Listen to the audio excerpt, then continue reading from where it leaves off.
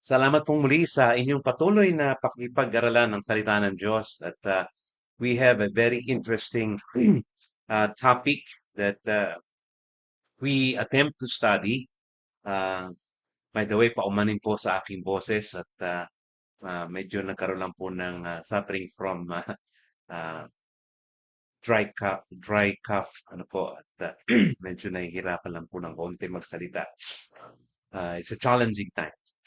So, atin po pinag-uusapan at ito po yung part 2, pati physical kasi biblical. Pati physical kasi biblical. And our challenge here is for all of us, especially for the churches, to be holistic in its approach of accomplishing the Great Commission. Because most of the time, ang nakikita po nating practices sa mga churches is we're only addressing the spiritual needs of man and not and we neglect to attend to the physical and social and emotional needs of man. At parang sabi nga po ng ibang mga comment na puro spiritual po ang ating approach ay that sounds and that looks like to be so unnatural, so artificial, so self-centered. You're only after the statistics, the number, and you're not actually after the needs of the person. You're not after the person himself or herself. Hindi naman talaga mahalaga siya sa iyo. Mahalaga lang sa iyo yung maidagdag mo siya. Although, on our end, we have an honest intention of bringing a sinner to Jesus Christ, repent of his sin, at magkaroon ng buhay na walangan. That is our intention. But for those who are looking at us, they do not see real honesty, real sincerity, because we are helping the person spiritually, but we are not helping the person sa ibang aspekto ng buhay niya. And so our discussion is pati physical kasi biblical. Why the church should be outwardly focused to accomplish the Great Commission. Natalakay na po natin last time yung unang tatlo. And today I would like to continue 4 more reasons kung bakit po mahalaga na magkaroon po tayo ng holistic approach. And my fourth uh, point that I would like to submit to you is this. Sapagkat ang halimbawa ng unang mga Kristiyano ay nagpapakita ng pagtutulungan maging sa hindi mananampalataya. And it is written and it is being shown to us sa mga gawa sa 6:1-4 at sa Galatians 6:10. Let's take a look. Mga gawa sa 6:1-4 ng mga araw ngang ito nang dumadami ang bilang ng mga alagad ay nagkaroon ng bulong-bulungan ang mga Greko-Hudyo laban sa mga Hebreo. Sapagkat ang kanilang mga babaeng bao ay pinababayaan sa pamamahagi sa araw-araw. At tinawag ng 12 ang karamihang mga alagad at sinabi, hindi marapat na aming pabayaan ang salita ng Diyos at mga lingkod sa mga dulang. Magsihanap nga kayo, mga kapatid, sa inyo ng 7 lalaki na may mabuting katunayan, puspos ng espiritu at ng karunungan na ating mailalagay sa gawaing ito. Napakaliwanag po, mga kapatid, ng talata na ating pinag-usapan that the apostles did not ignore the physical needs of the widows ng mga babaeng baong ito na napapabayan, and they saw it. Nakita nila ang mga babaeng bao ay pinababayaan sa pamamahagi sa araw-araw. They were being neglected. At nakita po ito ng mga alagad. Well, of course, because of the function, ang sabi nila, hindi marapat na pabayaan namin yung pangaral ng salita ng Diyos. And so, let us assign Spirit-filled men who can address the needs, the physical needs of these people, of these widows, itong mga babaeng baong ito. Kaya humanap sila ng 7 lalaki na may mabuting katunayan, maganda ang testimonya. Hindi po sila kumuha ng mga tao na tutulong sa mga babaeng bao na ito na, sige, kahit sino na lang. Kahit hindi active para maging active. O yung hindi pala punta para lagi pumunta para alam nila may tungkulin sila. No. 7 lalaki na may mabuting katunayan. Great testimony. Puspos ng espiritu, puspos ng karunungan para mailagay sa isang gawaing ito, pamamahagi sa mga babaeng bao. Bakit naman bibigyan masyadong pansin yung mga ganyang bagay? Dapat siguro sa mga spiritual, sa pag-share ng salita ng Diyos, doon na lang ibigay yung oras. But no, we can see in the examples here in Acts chapter 6 verses 1 to 4 that as the spiritual needs are being taken care of, hindi pinababayaan ang pisikal at ang mga material na aspekto ng mga kapatid na ito. Kaya ang sabi nga nila, dapat magsisipanatili kaming matibay sa panalangin at sa ministeryo ng salita. Para maging maliwanag na, okay, ito ang gagawin nyo at ipagpapatuloy naman namin ito dapat namin gawin. Galatians 6:6. Kaya nga samantalang tayo may pagkakataon ay magsigawa tayo ng mabuti sa lahat at lalong-lalo na sa mga kasambahay sa pananampalataya. Alam po niyo mga kapatid, may problema dito. Kasi every time a lot of church people, church leaders will attempt and try to read this, magsigawa tayo ng mabuti.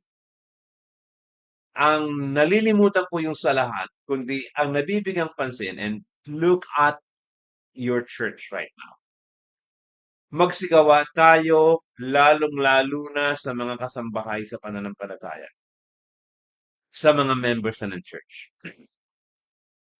I think an effective ministry is, yes, not forgetting the 99.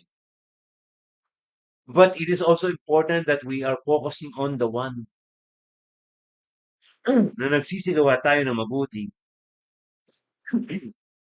sa lahat. Hindi po lamang sa mga kapatiran, hindi po lamang sa mga miyembro ng iglesia, kundi sa lahat. Malimit po mga kapatid, when we are always and only attending to the needs of the brethren, we only have enough for them. And nasa-set aside na natin, napabaliwala natin, nane-neglect na natin ang paggawa sa lahat ng tao, sa ibang mga tao na hindi pa kasama bilang mga mananampalataya sa Panginoong Hesus. Excuse me po. Kaya, importante po mga kapatid that we listen to the Word of God. Magsigawa tayo ng mabuti sa lahat. Huwag tayong mamili. Of course, lalong-lalo sa mga kasambahay sa pananampalataya. But let us not neglect ang ibang mga tao na maaaring mabiyayaan ng kabutihan at kagandaang loob ng Diyos sa pamamagitan ng iglesia na tinawag sa kaliwanagan. And so let us think about this. Mahalaga sa mga unang Kristiyano ang pagtulong. Hindi lamang ang mga pangangaral at mga pananalangin. Think about this. Mahalaga po sa mga unang Kristiyano ang pagtulong sa mga hindi mananampalataya. Ang pagtulong sa mga nasa labas ng iglesia. At hindi lamang ang mga pangangaral at pananalangin. I'm not saying neglect the spiritual needs. Focus only on the spiritual. Yun nga po yung mga extreme views. Yung iba, puro na lamang physical, wala nang spiritual. Yung iba, puro naman spiritual, walang physical. Both must be addressed. Isa pa po kung bakit dapat tayong magkaroon ng outward focus addressing the physical, the intellectual, the social needs of man. Panglima po na I would like to submit to you, sapagkat ang halimbawa ng unang mga church fathers ay nagbibigay ng pansin sa kahalagahan ng poor or needy, depressed, neglected, oppressed, exploited. Ito po ang halimbawa ng unang mga church fathers. They were giving attention to the needy, to the neglected, and to the exploited. And let me give you some of what they said, what the church fathers said. Let me start with Clement of Alexandria. Sa pagtulong sa mga nangangailangan, ito ang kanyang sinabi, that whatever is extra must be shared with those who are in need. Tulungan, kung meron kang extra, it must be shared with those who are in need.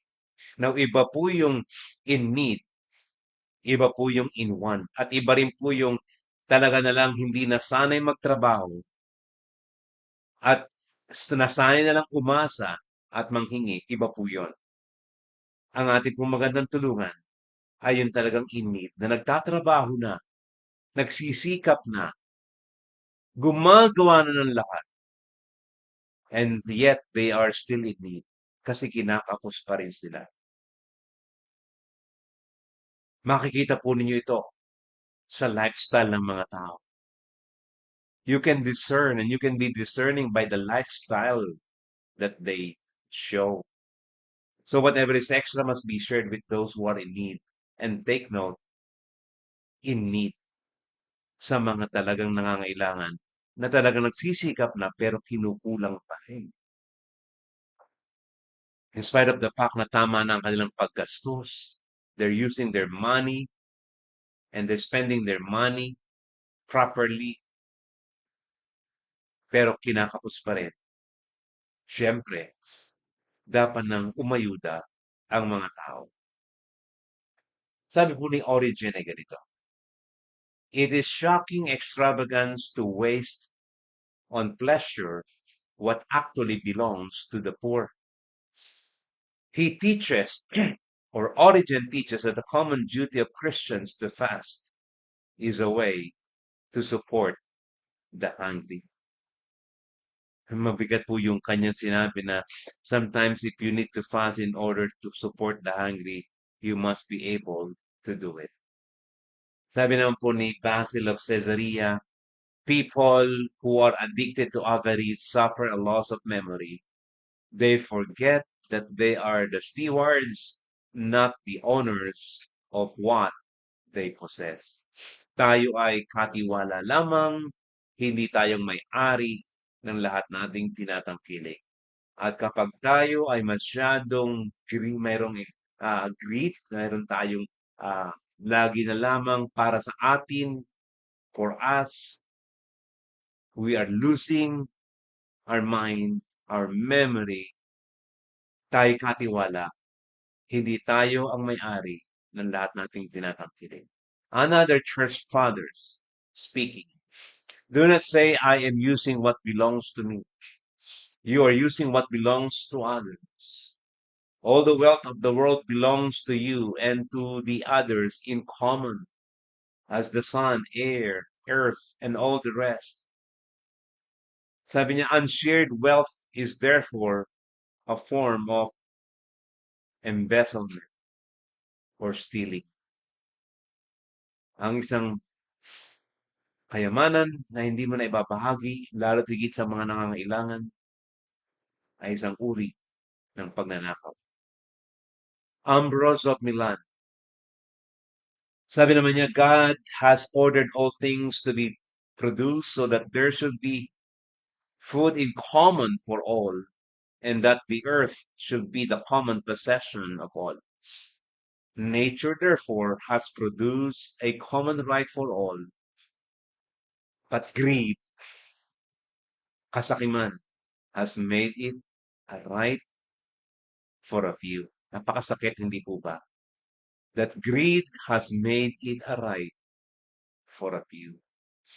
Ito po ang isang dahilan that I would like to submit to you why the church should be addressing and helping not only the spiritual needs but also the material and the physical aspects of man, because even the church fathers like Ambrose of Milan, John Chrysostom, Basil of Caesarea, Origen, Clement of Alexandria, at meron pa pong mga iba, they all have spoken on the importance of addressing and helping the needs of those who are in need. And just like what I said, I hope that when we say in need, that you're not being abused, because many will always feel that they are in need, but they are not just using what God has stewarded them. Pang-anim po na I would like to submit to you why we should be addressing and doing holistic ministry is this. Sapagkat ang halimbawa ng unang mga restoration movement leaders tulad ni Alexander Campbell at iba pa ay nagbibigay ng pansin sa kalalagayan ng poor or needy, depressed or neglected, oppressed or exploited. Sa isa pong sulat ni Alexander Campbell, he was asked, ought Christians to take an active part in politics, in the present politics of this country? Sa kanya pong Millennial Harbinger na kanyang sinulat 1857, every Christian man is constrained by the spirit and letter of Christianity to do good to all mankind as far as God gives him opportunity. Gumawa ng mabuti sa lahat ng tao hanggat ikaw ay binibigyan ng Diyos ng pagkakataon. Millennial Harbinger, let's continue reading. And therefore, so far as a vote for this measure or for that, for this person or for that, will in his best judgment result in the greater good or in the lesser evil to the community. Dapat may concern sa community. As a Christian man, he ought, as we think, to both for that person or for that measure. Upang makatulong sa komunidad, pumili tayo ng mabuting manunungkulan.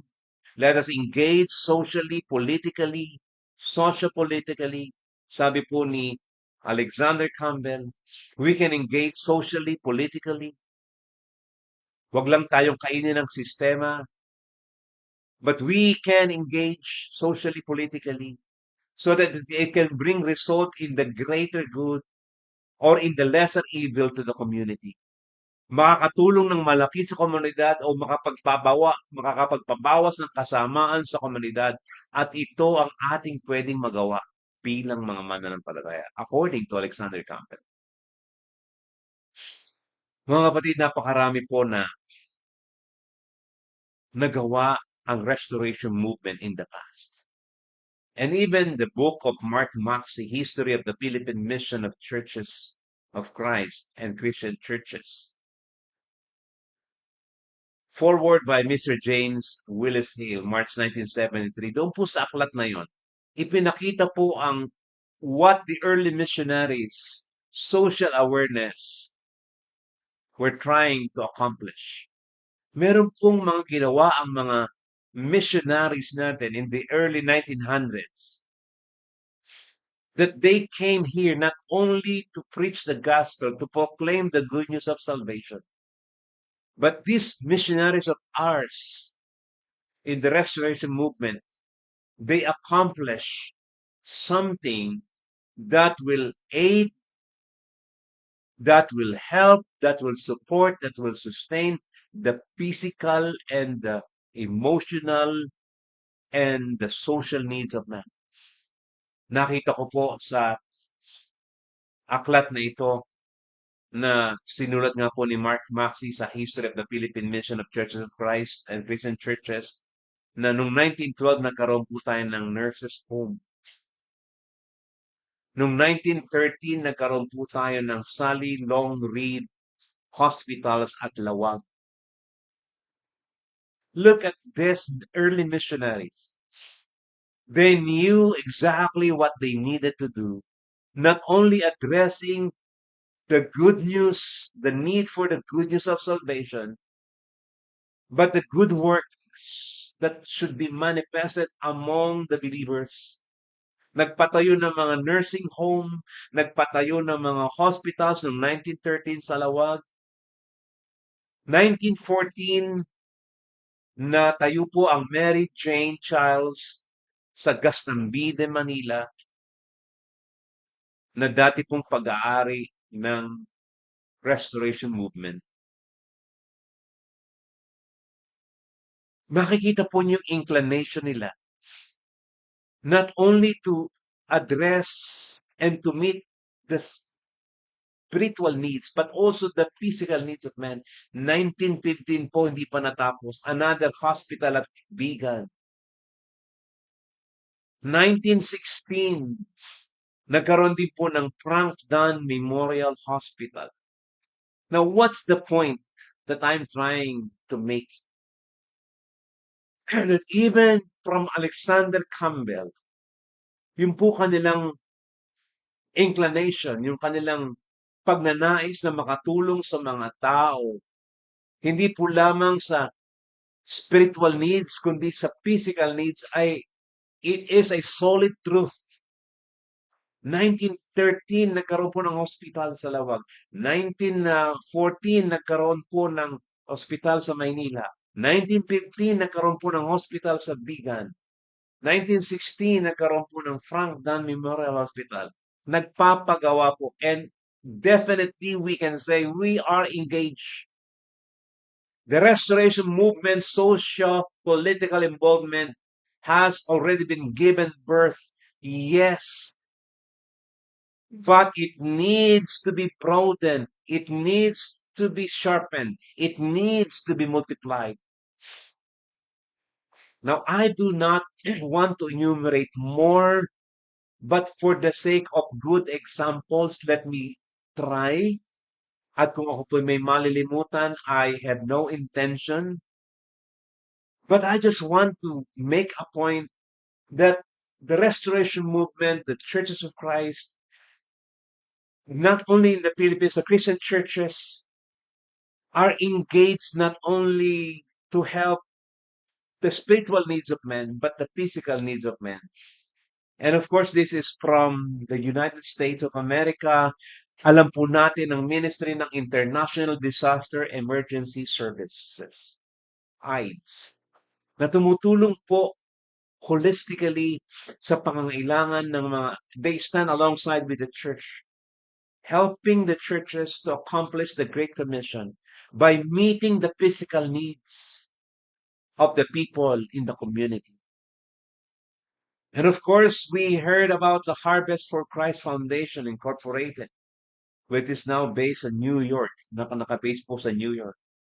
Na tumutulong din po, they stand alongside with the congregations to accomplish the Great Commission, not only to tell people the good news of salvation, but also to engage on the and to meet the physical needs.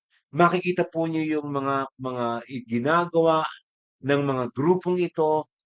Tumutulong po sila sa mga churches to meet the physical needs of people.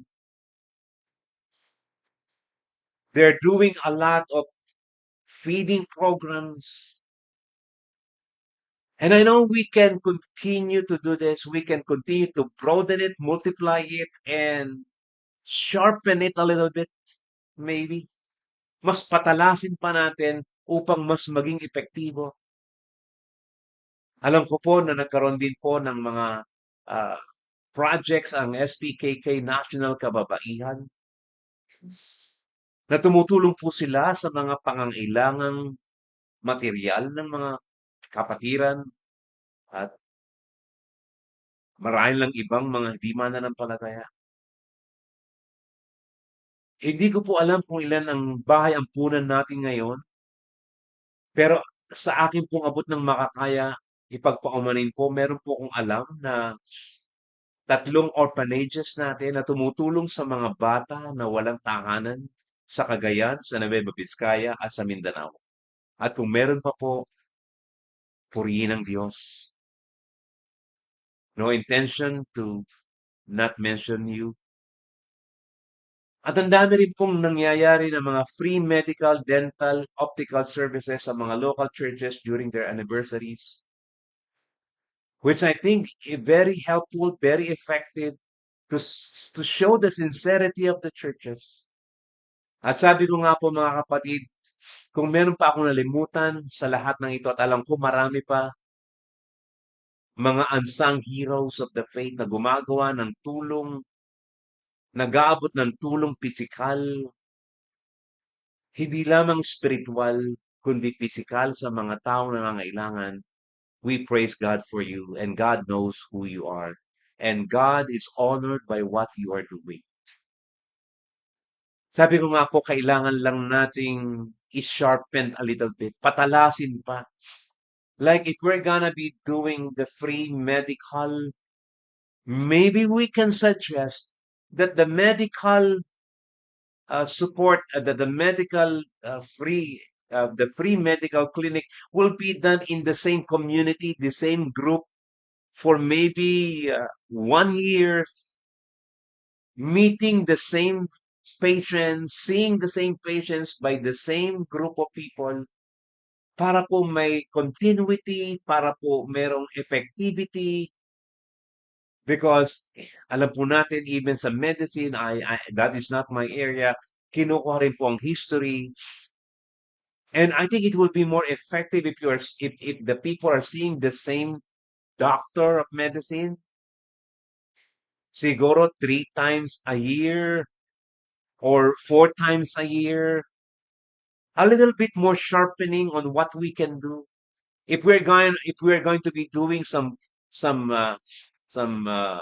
yung pong pagpapakain, feeding, why not do it the same community, maybe once a month for 2 years, addressing the same people, addressing the same children, para may impact po tayo.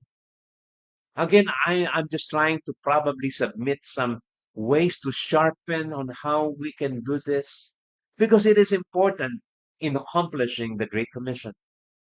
At pinupuri natin ang Diyos sa lahat ng mga ito. Now, I am not done yet. I still have one thing more to submit to you. Why the church should be doing holistic ministry. And this is my last.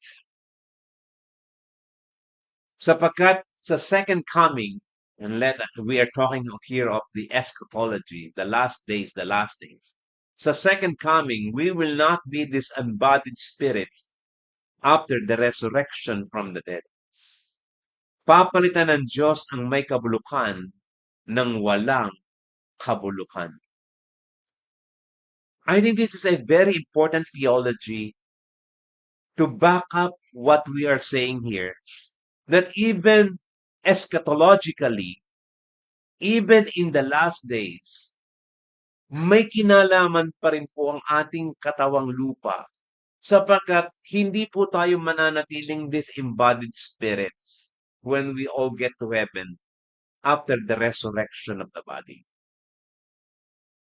Ang sabi nga po ni Jack Cattrall sa kanyang sinulat sa His Truth, his comment on Genesis 1:31, God saw all that he had made and it was very good.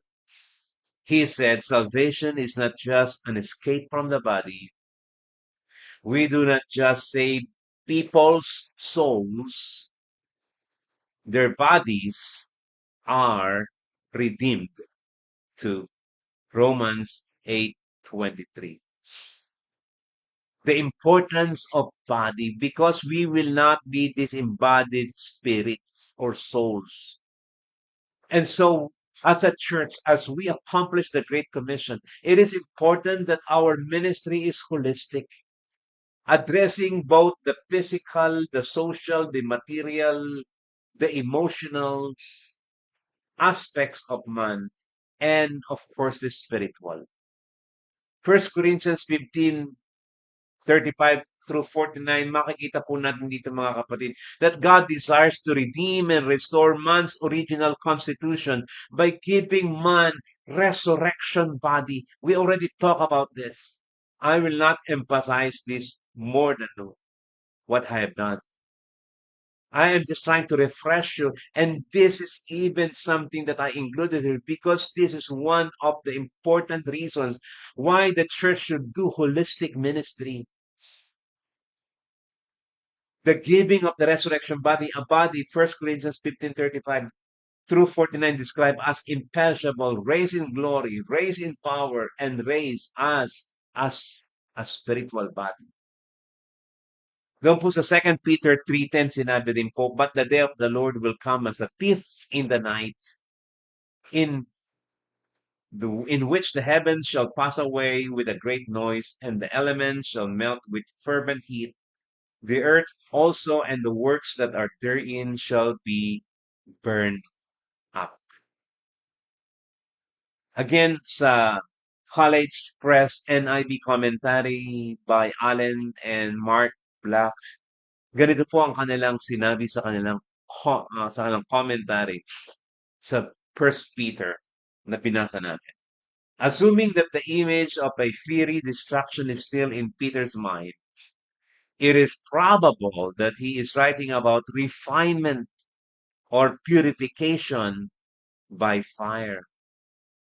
The fire will determine what is pure and what is not. Paul uses similar imagery in 1 Corinthians 3:13. Why am I making first 2 Peter 3:10 as a point? Bakit ko why am I bringing this up? Kasi po mga kapatid, sometimes we have a wrong connotation, wrong notion, wrong understanding of 2 Peter 3:10. Na ang sabi natin, eh yun naman mga bagay na pansamantala yung masusunog at mawawalang lahat. Kita mo, sabi ng 2 Peter 3:10, and the elements shall melt with fervent heat, the earth also and the works that are therein shall be burned up. Mawawalang lahat yan. Bakit tayo magpapahalaga sa mga bagay na mawawala? Bakit tayo magpapahalaga sa mga pangangailangan ng tao? Well, of course, our citizenship is in heaven. We understand that. At mga kapatid, bagamat sinabi dito na the elements shall melt with fervent heat, the earth also and the works that are therein shall be burned up. Hindi po ibig sabihin matutugnaw, matutupok ang lahat ng mga bagay sa mundo. But ang sabi nga po ng the College Press NIV commentary, it is about refinement, it is about purification by fire. Lilinisin lamang ang mundong ating ginagalawan. This earth that could be just be purified, this will be purified, this will be refined, na parang pinadaan sa apoy. And we don't know, maybe this is going to be a part of the new earth na bababa, magkakaroon ng bagong lupa, but we are going to be seeing the same thing na may lupa, may puno, may lahat ng mga bagay na nakikita natin, but it is perfectly designed now by God due to its refinement and purification. Kaya hindi po mawawala ang physicality ng even earth. Magkakaroon nga ng new heaven and new earth eh. Ang sabi nga po ng Revelation chapter 22, di ba? Maliwanag po ang sinabi sa atin na sa pagdating ng panahon ay ibibigay ng Diyos sa atin ang bagong langit at ang bagong lupa. Hindi po ba? At dahilan dito, magkakaroon ng bagong langit at bagong lupa. At ang ibig sabihin nito, doon tayo maninirahan. Chapter 21 verse 1 ng Revelation, then I saw a new heaven and a new earth.